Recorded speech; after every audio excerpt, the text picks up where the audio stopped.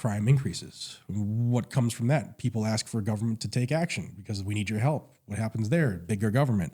It's all part of the plan. And the more people see through the fog, the better they can be on this stuff. Welcome to Gun Owners of America's State of the Second podcast. I'm Kailey. And I'm John. And today we're joined with Jared from Guns and Gadgets. Jared, how are you today? Good. How are you guys doing? Doing fantastic. We are in beautiful Knoxville, Tennessee. Well, we're in Gatlinburg, Tennessee, but it's beautiful Tennessee. And we're just happy to have you on with us. Yeah, man, it's cool. On the way out here, we almost fell off a mountain twice, and we're waiting for the bears that you say come by every day. Oh, yeah. You know, it's just an interesting trying to get up this mountain every day. It's been fun. Narrow, very narrow. So let's start off with tell people a little bit about who you are, your origin story, your background, all that other fun stuff. All right. So my name is Jared. I run Guns and Gadgets, as you all know.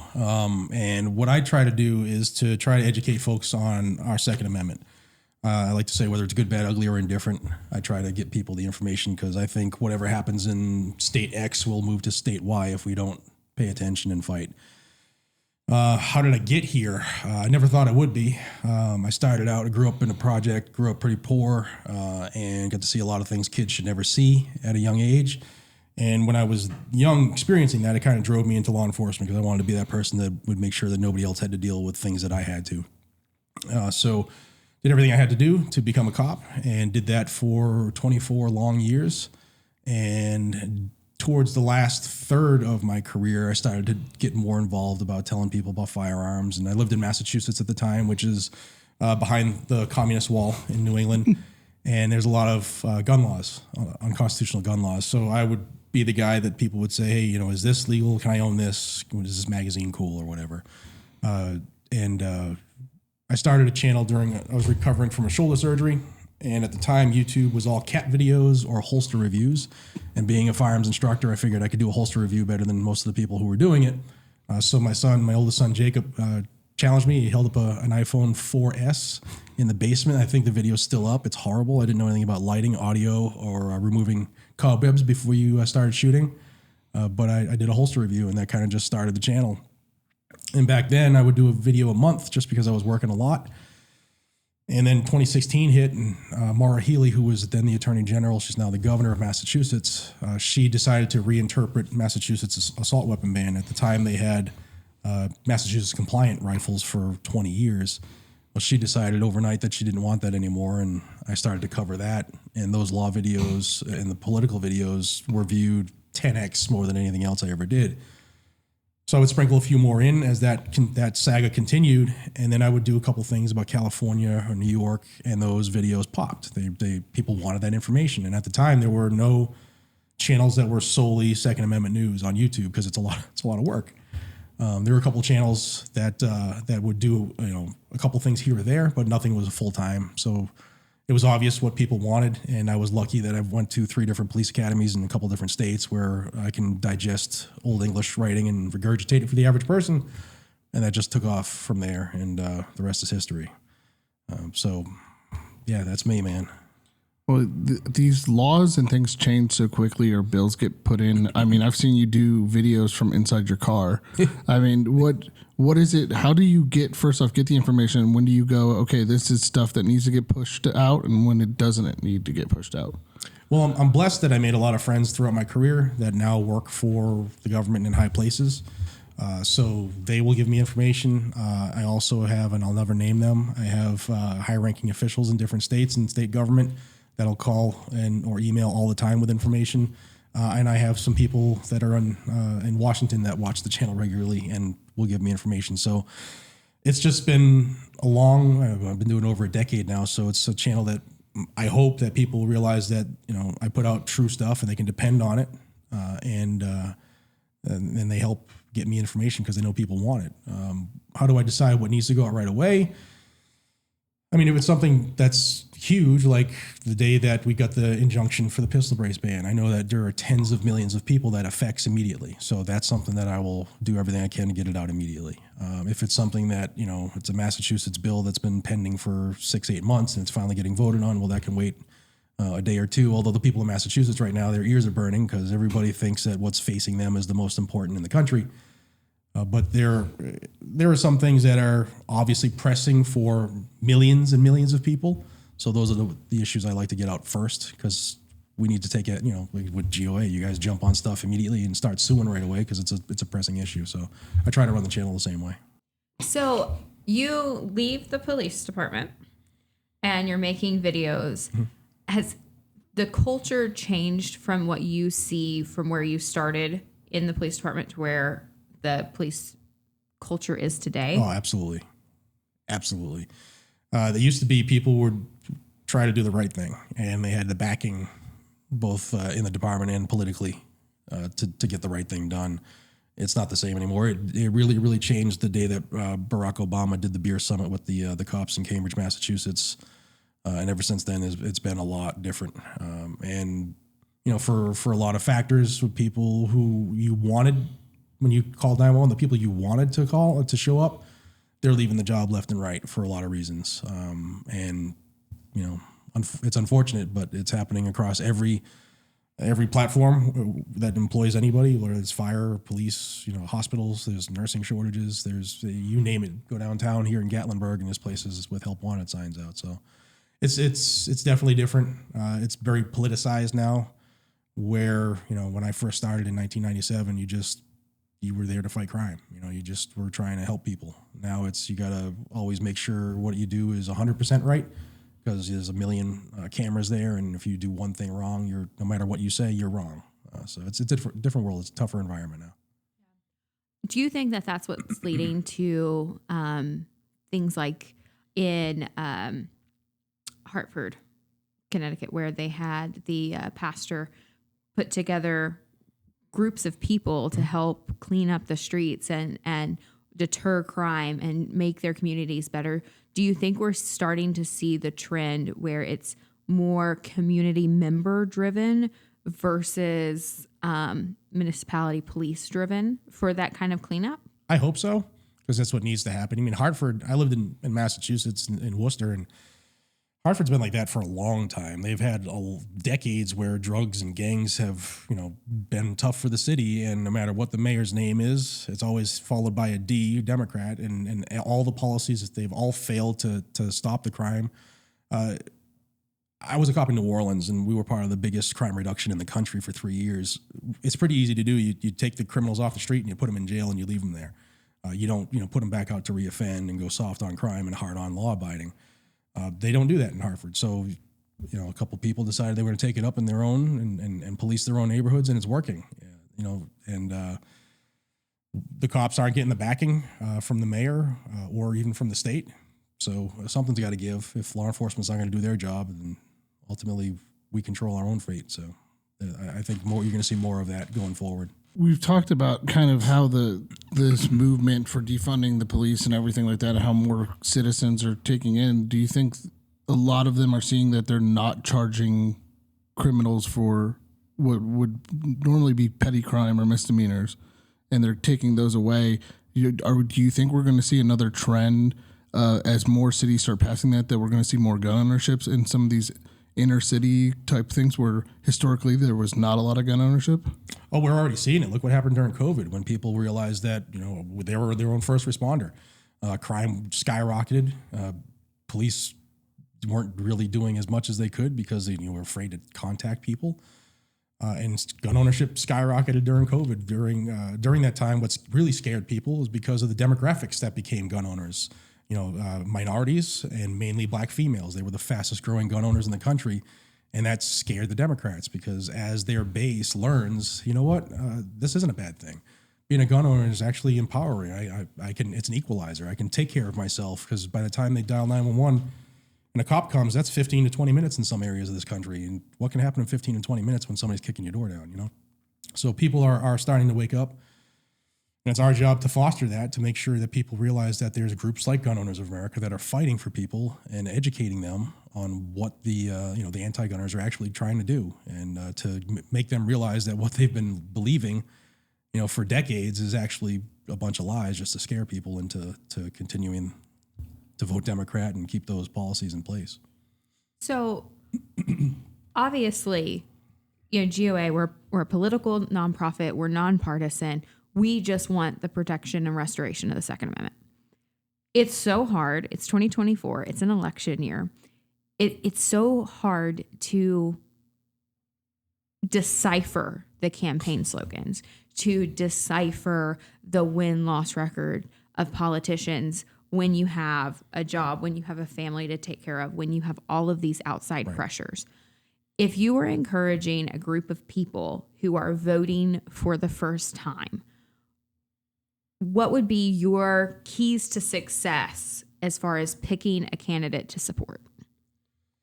Well, that's a good question. I try to tell people, look at the voting record of the incumbents, because every time there's an election, everybody supports the Second Amendment, but ... And the but comes after they get reelected or they're in office for the first time.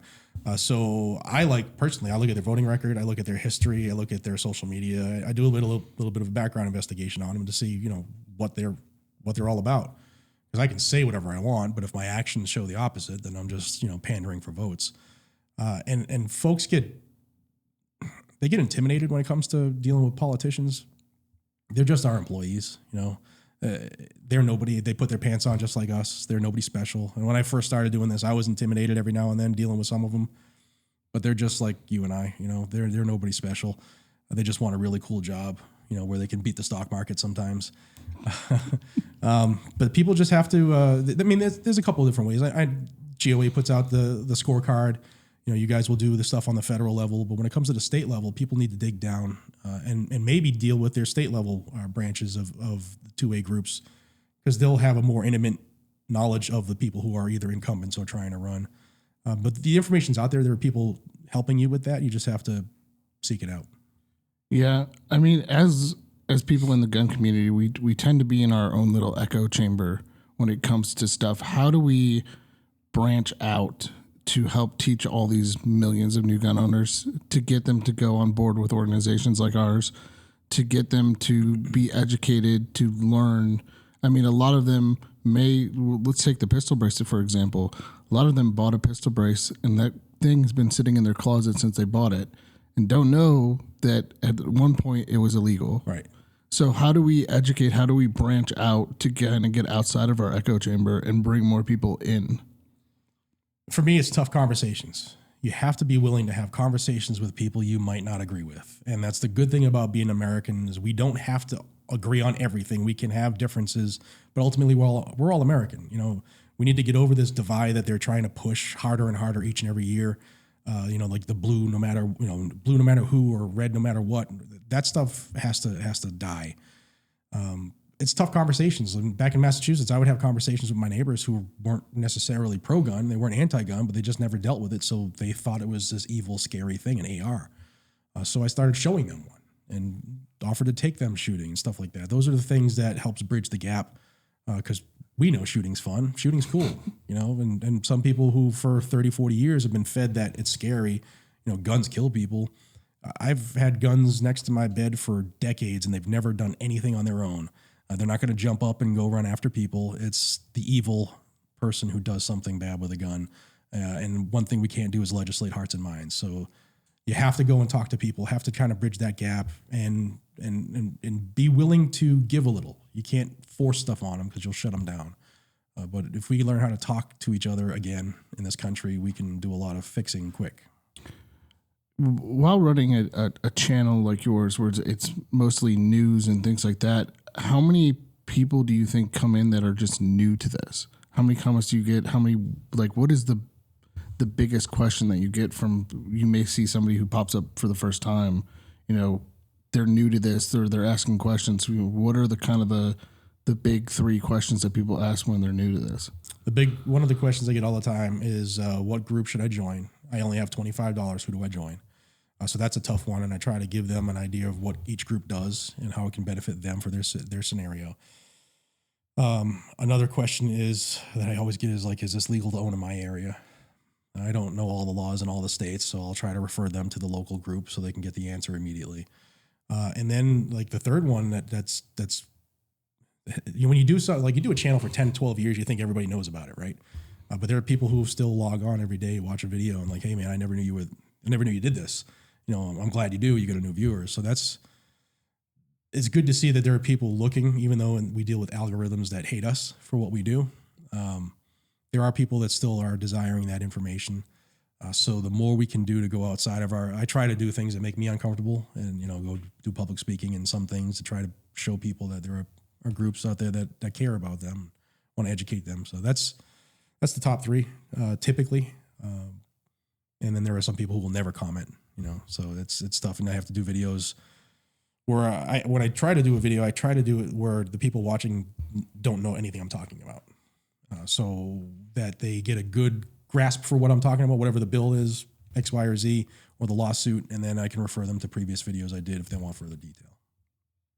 So you mentioned that you have been traveling a lot, and GOA was there at the Arizona event. We just saw each other at the Tennessee Lobby Day. How many people come up to you at those events shocked to see you there actually advocating in your state or physically on the ground in theirs? A lot. It's humbling. It really is, because we're just looking at cameras in a spare room. Like, you don't realize the world that exists, past that. So it's always humbling for me when people come up and thank me for being there or whatever, especially when it's a state, Arizona. I mean, it's a long way away. It's a long walk. It's cool. It's very humbling, and people are glad that you did it. Yourselves, when you guys go to events, it's the same deal. And it's good to see. And we just got to keep doing it, because that's the way we reach people, is to actually be where they need us and show them that we actually care about it. Yeah. Oh, it was funny I was at the Arizona event. You and I tried to have a conversation. I think like 12 or 15 times we had to pause our conversation. It was great though.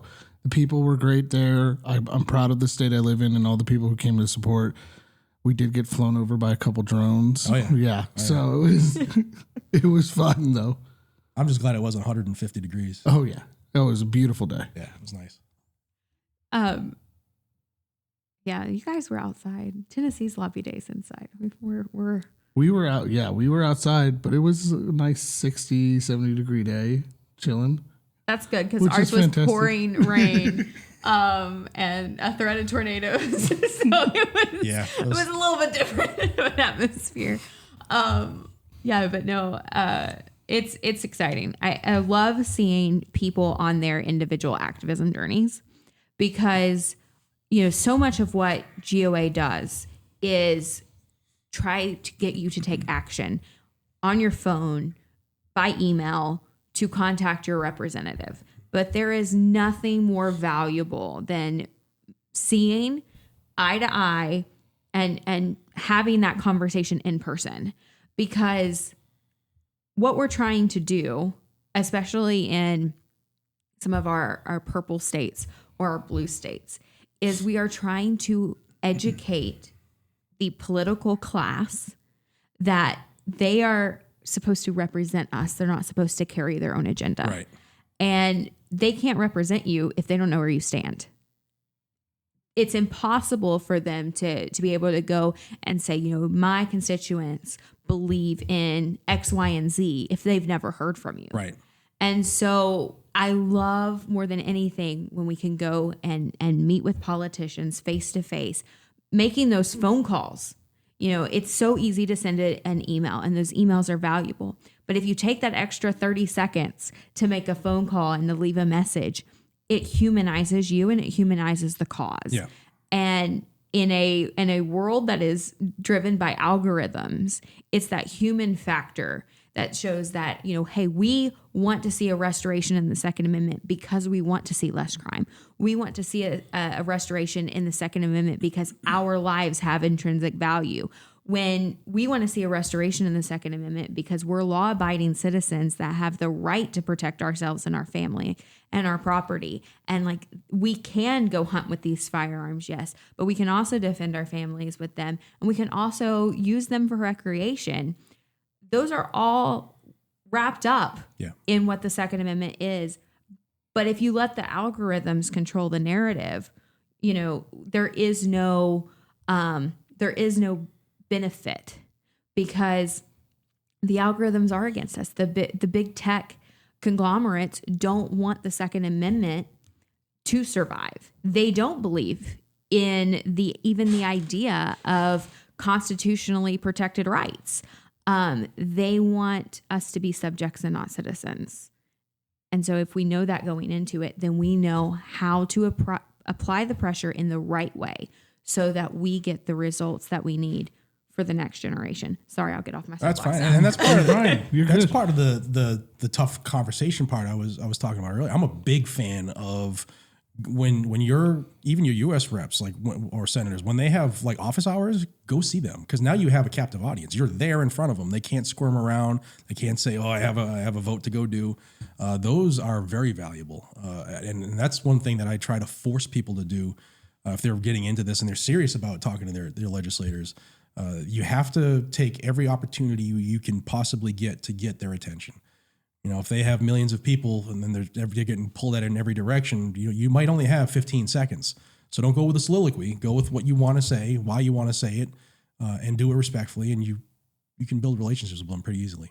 And they're all around right now. You know, in an election year, it's amazing how available your elected representatives are. And so, like, if you are listening to this and you're like, well, I've actually never been to a lobby day, or I've never actually met my representatives, I'm sure there are 500,000 Facebook events that will pop up between now and the election for you to rectify that fairly quickly.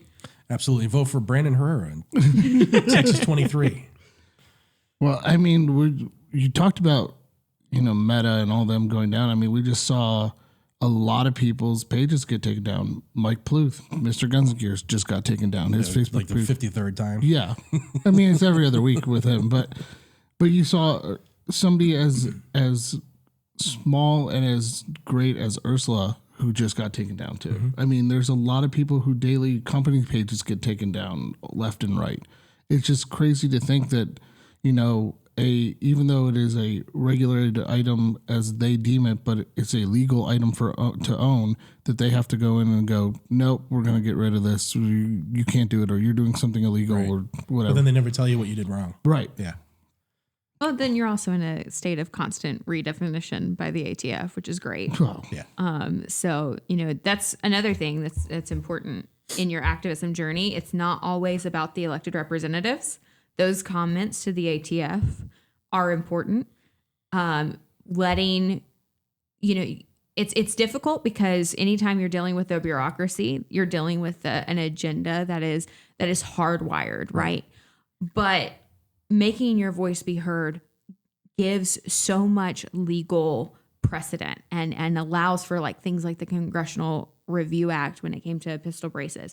Those sort of things happened because of an overwhelming influx of individuals that said, you know what, I'm making my comment known to the ATF. Right. And it might sound insane to some people to even try to go up against the bureaucratic machines in Washington. But it's still important and it's still valuable. And yes, it's fun. It's fun. I want to talk about that real quick. When you talk about the comments to the ATF, a lot of people don't do it for whatever reason. I don't have the exact numbers, but with this most recent, Engage in the Business stuff that just came out, 300,000 comments were submitted. Of that, 2/3 were by the enemies, the mom's demand and all that stuff. And like 98% of that 2/3 was a form letter, just the same email. Everybody just keeps submitting. And on our side of that 1/3, there was like 19,000 people who took the time to write their own comment. And those have so much more value than just throw your name in and hit send. Although that's easy, it takes seconds. Take the 5 minutes, write something where you actually say why you're against whatever they're trying to do, because that's what they want in these comments. If it's 300,000 of the exact same comment, it really doesn't have a lot of value other than there's a lot of people that are up, in a tizzy about it. But if there's 300,000 individual people who put their individual stories on there, that holds a lot more weight when it comes to these fights. Yeah. And you can add on to the form comments. Absolutely. So maybe, we had GOA out of what was submitted on the pro-gun side. Yep. Our members, again, knocked it out of the park. We made up the vast majority absolutely. Of that. And so thank you if that was you. But adding just one or two lines that is your own comment. Yeah, it makes a huge difference. Makes a huge difference. It makes it more visible. But you can still have all of the great legalese, all of the great things that break down the individual aspects in that form letter, and then just simply adding, this is wrong. Right. I disagree with this strongly. Like whatever it is, it doesn't even have to be, maybe you don't fully see how it might apply to you. And so you're like, I just think that this is immoral.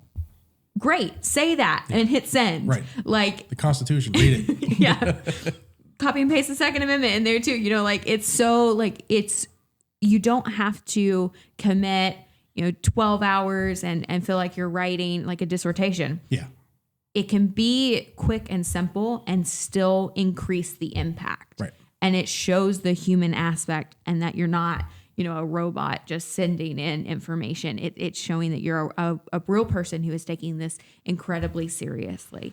And it does work. I mean, I keep telling everybody, every time we have a comment period, people are like, it doesn't work. I'm not going to do this.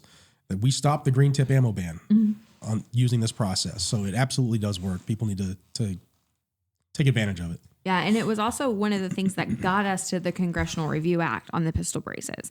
You can, we all hear the comments of, well, it didn't pass the Senate, and even if it had passed the Senate, Biden would have never signed it.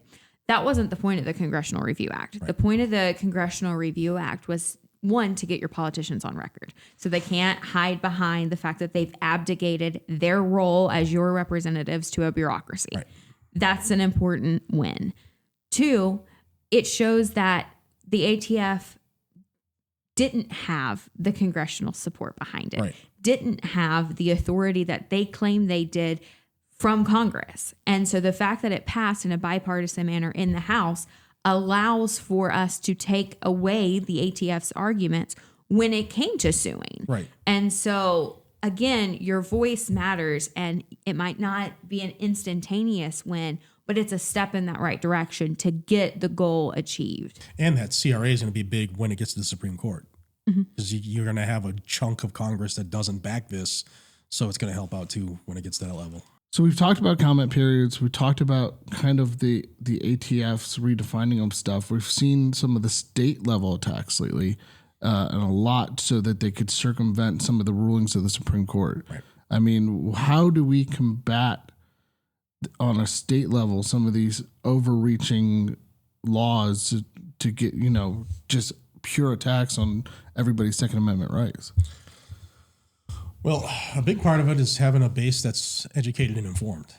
And that's why I started my channel, because what would happen in Massachusetts would make its way to your state. What happened in California would make its way to Massachusetts. So we need to know what's going on. A lot of people don't care. Like, I get comments on every video I put, and you're like, oh, well, that's what they voted for. That's what they get. Did they though? The gun owners didn't vote for that, and they're our brothers and sisters too. So there's a big movement going on right now where they know they can't pass things federally, a la the red flag, which is the Bipartisan Safer Communities Act, where they're trying to bribe states into enacting red flag. And luckily, states haven't really jumped on that right now. But like Tennessee, there's 8 bills that were in this past session, 4 in each chamber, looking to have a red flag law. And coming from a red flag state, nothing good happens with red flag. We've already seen it murder people. It's a tough thing because they know that they can get away with stuff in a state faster than they can federally. And by the time it's fought in the state and they lose, like New York's about to get their teeth kicked in for all of their post-Bruin stuff, it'll be already in the books for 2-3 years. They've already had their impact. So it's tough. It really is tough. And that's why we need to elect better people. And we're not going to fix this with an election. It's going to take a lot more than just an election, but we need good people to run. So if you think you can do better than people who are running in your district or making decisions, then run. You're probably better than them. Well, yeah, and I want to point out one thing that you said about Tennessee. Just because you elect somebody who is more pro-gun than maybe the previous guy, and maybe they even do pro-gun things, doesn't mean that they can't turn and change. The same governor in Tennessee that signed the permitless carry bill, albeit there's still a lot of work to do on that permitless carry bill, but that was a big win for the state, is the same one who called an emergency session to try to pass red flag laws. And so it's important to know that just because you elect someone doesn't mean that you get to just like tune out of the conversation, because the political machine is powerful, and it's important who you surround yourself with. And sometimes they don't make those great calls. No. And they need people like us to hold them accountable, checking in on them, making sure they're voting the right way. I'll give you a quick story in Massachusetts. I won't leave names on the table, but my state senator and my state rep, I had talked to them regularly. We texted each other regularly. And when Massachusetts passed the bump stock ban, I called my state rep while they were still in chamber and asked what was going on. Long story short, only a handful of people had the guts to vote against it, him not being one of them. And that's how you hold them accountable. There was a lot of hard conversations we had after that, and I told him that I was going to replace him, and ultimately left the state. But you need to stay on them. Just putting them in office doesn't do anything, like you said, because there's a lot of things that influence them, titles, committees, dollars. That'll all make. They're just humans. Like greed it exists in shiny white marble buildings too. So you got to stay on them. Yeah, I mean, we've seen some wins. We've seen some crazy overreach. I mean, let's first, the city of Columbus went on a major overreach, banning 30-round magazines in the city, which is against the Ohio Constitution. Right. And that did not last long. And then we had recently, Washington had the mag restriction lifted for 2 hours? Yeah. And then it went right to stay. 88 minutes. Yeah. Yeah. And it's just crazy. We've had those wins, but the people who have gotten us the wins are smart enough to put the stays on them, so we have the precedent for later on down the road. And that's one thing people need to understand when they get into this field of politics. Like our founding fathers designed this system to be slow, so that you didn't lose your rights fast with an administration change. There's a reason it takes forever, and that time angers folks, rightfully so. Like myself, I get frustrated all the time. And why does it take 3 years to get to the Supreme Court when they know it's unconstitutional? But it's a marathon. It's not a sprint, and we need people to understand that as well, and also understand that the groups that are fighting, like GOA, it costs a lot of money for these lawsuits. Just to get to the Supreme Court could be $1 million, $1.5 million, and then the Supreme Court fight itself could be another $1 million, $1.5 million. So that's why I always say support those who support you, and skip a pizza and send $25 to $30 to the groups that you follow and you support, because they need it, and it goes a long way. Well, I know we've come under attack from some people for some states, but everybody has to understand different states have different lobbying laws, and we have to follow within the letter of the law. So that happens, and it's not like we're not trying to fight. It's just, Well, it's incumbent upon our members. Yeah. So like whatever the state that you're in, we have regional directors. In some states we're able to have state directors, but we're a grassroots army because we understand fundamentally what is going to impact politicians and what is going to impact change. Right. And that is you as the individual, the person who can vote for them, because you are their meal ticket. You are the thing that they have to have in order to stay in power. And so it's amazing what happens when you're able to turn up the heat, because when you turn up the heat, they see the light. Right.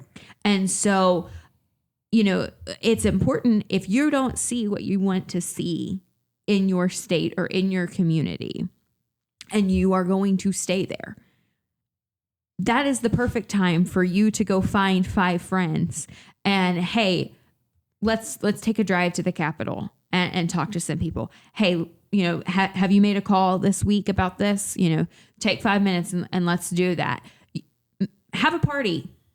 Have people over to your house and just say, hey, we're going to grill some steaks. We're going to eat some burgers. We're going to hang out. We're going to have fun, play some games. And then guess what? We're also going to send a couple emails to our representatives, because we're not going to let this stand, because we all care about not just what's happening right now in our country, but what it's going to look like for our children and our children's children. Right. And so you are the best advocate for your rights. We have a definition. you've probably heard it 500,000 times, but a gun rights activist is someone who takes personal responsibility, not only in the use of their firearms, but in the defense of their right to own them. Yeah. Period. And once we understand that and once we embody that, that's when change happens. Yeah, absolutely. It's people have to get involved. You can't hope GOA is going to fix the world because I've been running with y'all since they were like 5 employees. You guys are doing a lot more with the manpower you all have than corporations and companies that are 10 times the size and with personnel. Like you can't do it all. Like I just like people will hammer me because you didn't cover this ordinance in my town. Well, A, I probably didn't know about it, and B, there's only so many things I can cover at once. So give me the information and I'll work with it. People are the answer. When this country started, it was we the people, and in order to get this country where we want it, it's still we the people. It's not we the gun lobby. It's not we the anti-gunners. It's we the people. The only way we fix this is us. And the faster people realize that and get involved, the faster we're going to rectify this ship. Well, and you brought up a good point. I get questions all the time about bills and stuff in different state houses and different cities and stuff. And I want to applaud our state and local team because I can text or message Chris Stone, who's our director of state and local, and he will go, hey, it's on our radar. Hey, this is what we're doing right now. And they are on top of everything. But as an individual, like people have to understand these things happen so fast in so many different ways that it's sometimes really hard to keep up on everything. Yeah. And so we are not Google. Yeah, we do not know everything. I am not. That's why I have our state and local guys. I just go, hey, or even Ben on our Fed team. Like if there's something federal that I've got a question on, they're always great. They're very knowledgeable. And that's a thing with our organization. Like you said, we were small. Our team has grown drastically over the last couple of years. If you do have a question, email in. We have a team that can help answer it. Or if we don't have the answer, there's somebody on our team who does have the answer. Right. So y'all have come a long, long way, man. It's impressive to see. Yes. Well, it's all thanks to our members, and it's not only thanks to our members, but it's our members being actively engaged. And that is the thing that makes me so proud to go to work every day. Even on something that might sound trivial like the lead ammo ban, over 90% of the comments came from GOA members. Yeah. Like those are big wins. And it shows that the philosophy set by our founder, we're over 47 years old. I'd have to do the math, but we were founded in 1976. 76. GOC was 75. Yes. But yeah, but our founder set those things in motion for us. And we've never lost sight of that core philosophy. We are not trading what is set as the working principle, something that has worked time and time again. We're not throwing the baby out with the bathwater. Instead, we are fortifying that mission. And we're able to do more on state and local. We're able to do more with the firearms industry and with the content creators like you who are able to amplify the membership base and able to grow. So this way we're meaner the next fight than we are the current one. Yeah. And if that's the way that we're progressing, I think that the future of the Second Amendment is really bright. Yeah, I think so. Definitely. If you look at the last 3 years with this current Supreme Court setup we have, we've won more now than we ever have. This is, people aren't going to want to hear this, but this is the most pro 2A court we've ever had. And we're winning. Bruin, that's a huge, huge decision. And because of Bruin, a lot of state infringements have fallen. We all want to see it happen immediately, but we're winning at a pace that we probably have never seen before. So it's a good time to be alive right now. Especially on looking at the state side, a constitutional carry. For a long time, it wasn't even called constitutional carry. It was Vermont carry. Yes, yeah. Vermont style carry. And so, to see that go, from Vermont and then Alaska, and then there was this huge lull of no states really jumping on board. And then you look what's happened. And now over 50% of the country has some sort of permitless carry. Yeah. That's a huge win. And talk about a signal to the Supreme Court on where America stands on the Second Amendment and the restoration we want to see. There's something very powerful about the nomenclature constitutional carry. Yeah, absolutely. Because it's a constitutionally protected right. And it causes the moms and the Bradys and the Giffords and and the left that want us disarmed at every turn. It causes them great stress when they see 29 states now have said we don't care about you. And it's just growing every year. We had 2 more that came on board this year. It's good to see. Hopefully we can keep this train going in the right direction. Well, now that we're talking about constitutional carry, let's look at the numbers that Ohio put out. I mean, Ohio saw a drastic reduction in crime since. Oh, it didn't turn into the Wild Wild West? No, it didn't. No shootouts downtown? No.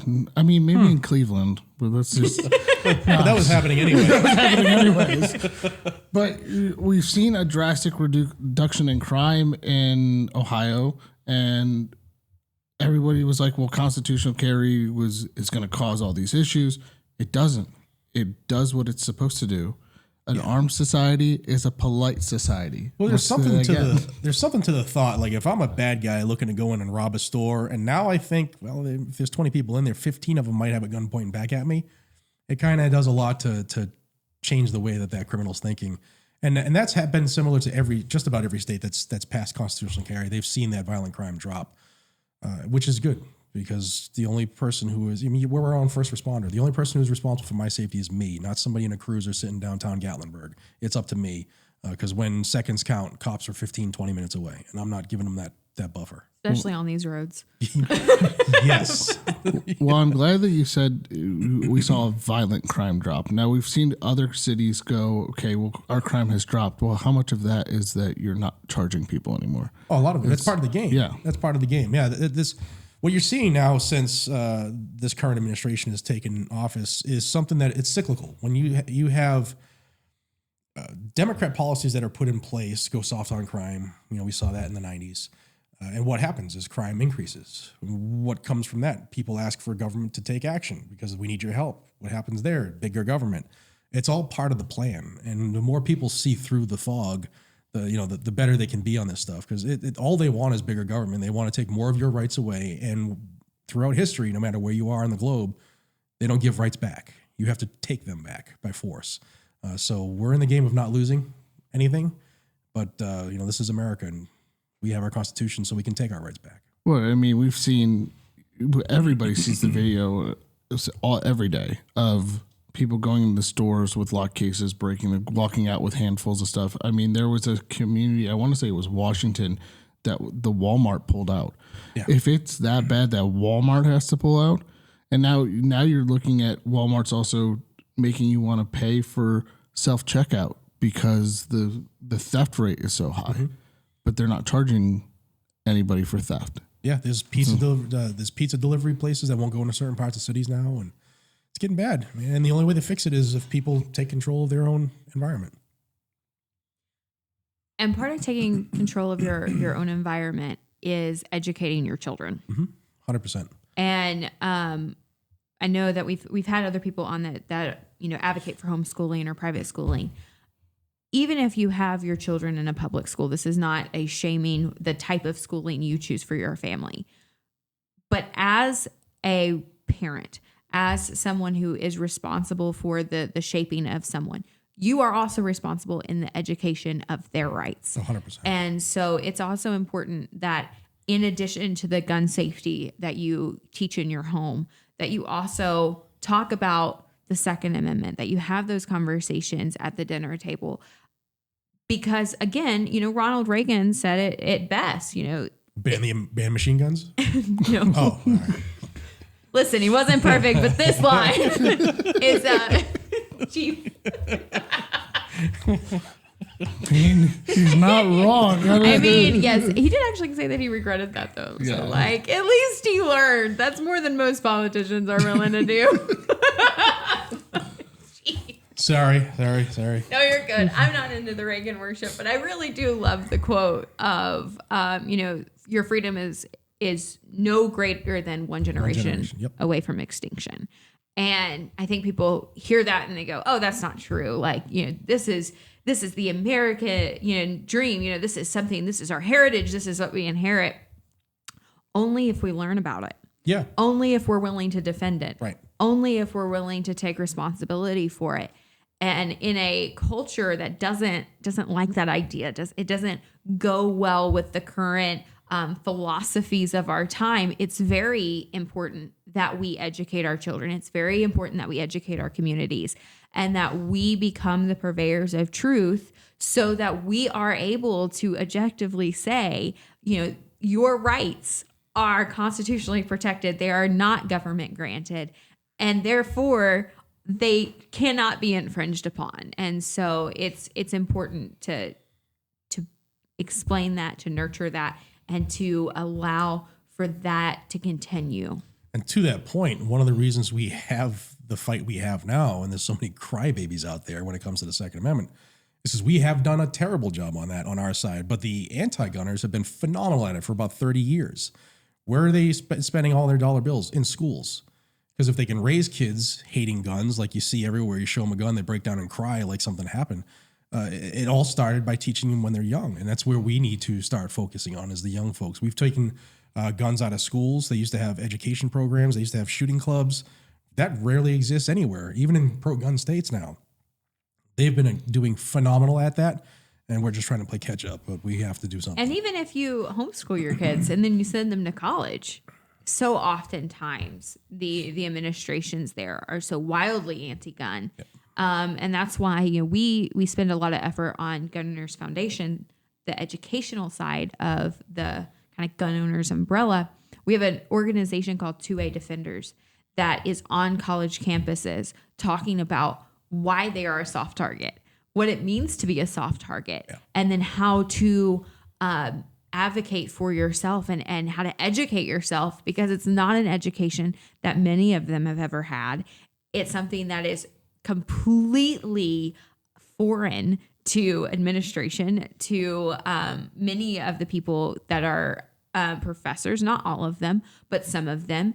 And so we're talking about education system. This was scary. I found out the other day from a friend that some school districts, I'm not going to say names on where, but some school districts are so teacher starved that if a high school student going to college says, I want to be a teacher, they put them right into a classroom.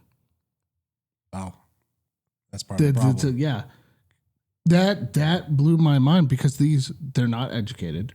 They're not, they're taking their college classes while teaching, but if they have an agenda, they can push their agenda with no ethics taken yet, nothing taken yet. Well, I don't think that there are very often, even in the educated. I think that it comes down to,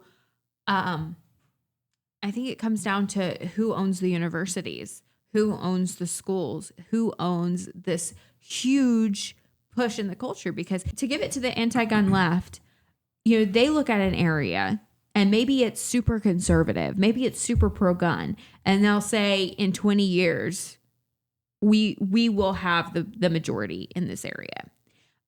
And everyone goes, oh, you're crazy. We'll always have this. Like, this is our bastion of hope. And then they're shocked when 20 years later, they're looking around and they're like, well, when did this happen? And it's like, it was a concerted effort. And they've done that in the schools. They've done it in the universities. And we shouldn't be surprised when it happens in any place. Well, they're doing it now with everybody moving from COVID. People fled from California and moving into all over the country, but they're still voting the same way they did. So they're going to ruin your state too. We still haven't even seen that play out. So that's still something that'll take 5, 10, 15 years before we realize the impact of what we just had with the balkanization of the country. I mean, look at Austin. I would hate to say, look at Nashville. I mean, Memphis, very red cities, mostly now turning very, very dark blue. Mm-hmm. Yeah. And it's scary to think that you could take Texas. You could take a city in Texas and turn it dark blue. Well, look what happened in Massachusetts. Liberty began there. I mean, tonight is the anniversary of Paul Revere's ride. It all started tonight And you can't find anything pro-Constitution in Massachusetts anymore. You know, the place that started it all is the place that's, you know, heading towards the ruin. But they don't see it that way. No, They have so changed the language, so changed the narrative that if you have a conversation with them, they would believe that they are on the side of liberty. Yeah. And because they don't teach stuff anymore. They don't teach the Constitution. Like the revolution started tomorrow. That's the anniversary of it. But most people don't even know that. yeah. And so I agree with you. It's important that we, you know, educate ourselves, because if they keep changing the meaning, if they keep redefining, it's so hard to fight, because it's not an even playing field, because they believe that they are upholding the Constitution. Right. And they find ways, you know, you can hear the anti-gunners remarks in court cases, and you can read and you're like, how did you arrive at this conclusion? Like, if we're looking at the text, history, and tradition of the Second Amendment, we have a very clear path here, and they don't see it that way, because they view everything under that public safety. Everything is the government's. Yep. And they can grant you certain privileges, but that's how they view it. They don't view rights as rights anymore. They view rights as privileges, and they've just changed the definition of the word. Which is why we need to be voices out there, because the Constitution's not giving power to the government. It's actually limiting the power of government. And nothing, if it's not in there, they don't have that power. It's relegated to the states or the people. And people have forgotten that, which is why the government's growing at a rate like it never has before. Well, let's change gears a little bit. Knoxville. We're sitting here in Tennessee right now. Kailey, why are we sitting here in Tennessee right now? We are sitting here in beautiful East Tennessee, right outside of Knoxville, because we have a very exciting event happening in August. Goals, the Gun Owners Advocacy and Leadership Summit. Jared will be on our main stage and on several panels throughout the weekend. But it's going to be an exciting time to learn and educate yourself on the Second Amendment. Pick up some new tricks and tools in your tool belt for being a better advocate. Have fun with the Second Amendment community. We know it's been a super hard fight to get to this point, and we're going to celebrate our Constitution, celebrate the Second Amendment, and have fun while doing it. Well, you two being native to this area, what does it mean to you guys? Well, I've only been here for a year. You've been here for a year. And you just not qualify as native. Native, you live here, okay. You guys being local to the area. I'll tell you what, a year here is it's worth 40 years of pain in Massachusetts. You earned it. You earned this. So what does it mean for you guys for a Pro 2A convention to come to the city of Knoxville? I think it's huge because I think that what you all are doing with goals, it has the potential to be something ginormous. It has the potential to be the biggest event to educate folks in the country. And to have it happen in Tennessee, which is one of the freest states in the country, it's pretty cool. Plus, I don't have to really travel. I can just drive down there. Knoxville's only 2 hours from the house, so it's not that bad. But I'm glad that GOA has chosen to come to Tennessee. I did a lot of lobbying behind the scenes, as you guys know, to tell them how great this area is, and they you all knew it anyway. But I'd rather it be here because I really think that what's going on here in Tennessee should be going on in every other state. And we're not perfect, but what has happened here in the last 15 years can happen in your state, no matter where you're listening. If you're frustrated with your politicians, we were frustrated here. This used to be a blue state too, so things can happen. Yeah, I mean, I think you're right when you say that this is going to be one of the best events to get educated at. But not only is it going to be the best event to get educated at, but you're also going to be able to meet companies. You're going to get to shake hands. It's in a very great location. The city of Knoxville is fantastic.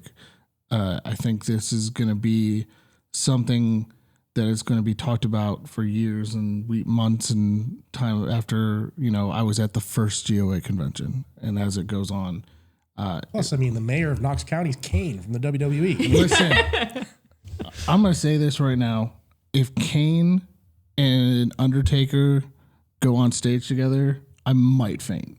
I might just have like my little kid brain go, oh my God, my heroes are talking again.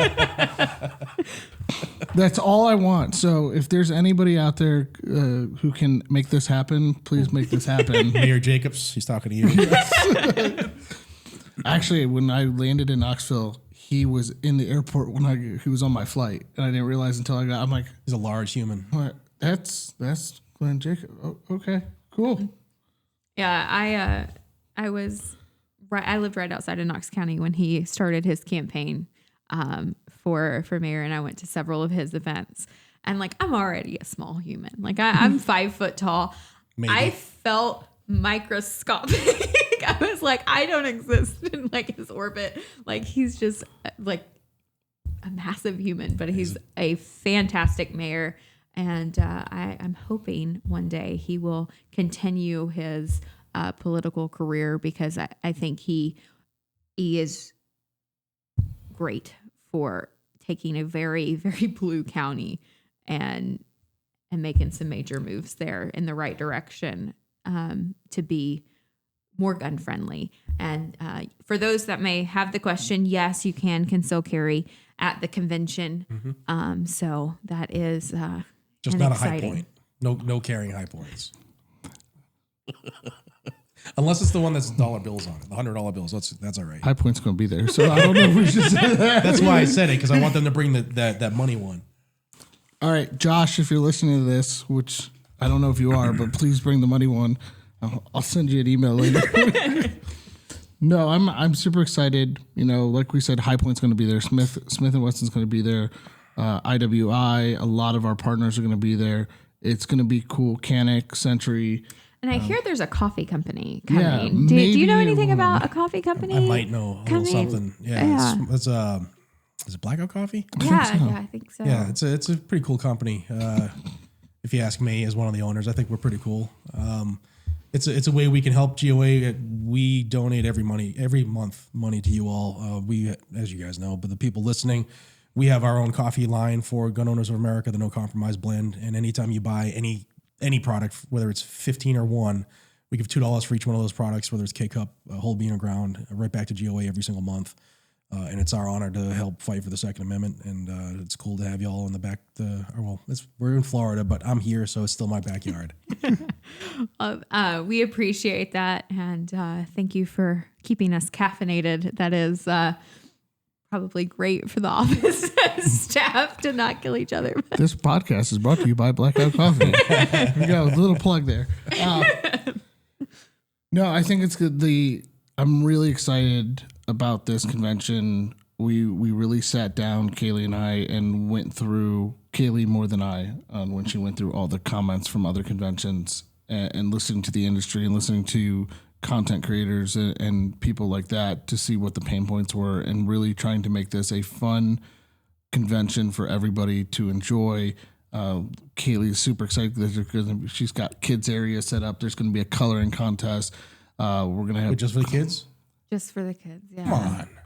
You know It's what? her rule. We'll make an exception. What if we had some black and white cane masks and have a coloring contest for the adults? Ooh. But have him the judge. Ooh. I'm in for that.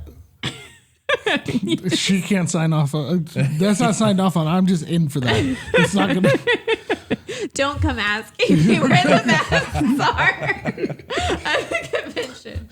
Well, I'm really excited that, you know, a lot of companies have already said they're going to launch new products. There's going to be time on the stage for them to talk about it. You're going to see talks from a ton of cool people. There's going to be a content creator panel to talk to some of your favorite YouTubers. There's going to be a ton of cool things that are different than other events and bring us together as a community and give people the opportunity to ask questions and talk to people and learn and get educated, which is a big thing for us. And not only that, but then you get to go see all the cool guns. I mean, I'm just saying, education and guns in the same place, it's a win-win. Definitely a win. I can't wait. Awesome. So please plug your socials. Anything else that you want to say about where they can find you, how to find you, how to subscribe, all the fun things. Guns and Gadgets on YouTube is the main one. It's the same on all the socials. If you're into the Second Amendment, you want to stay up to date on a daily basis. I do try to do 2 videos a day. So there's always something going on. And if you want to learn about it, subscribe to the channel and stay in the know. Awesome. Well, thank you for watching this episode of GOA's State of the Second. We hope that you enjoyed it. If you are not subscribed, please subscribe, leave a 5-star review on podcasting platforms. And if you have not signed up to attend Goals, registration is now open. Go to goals.gunowners.org and we'll see you next week. Bye.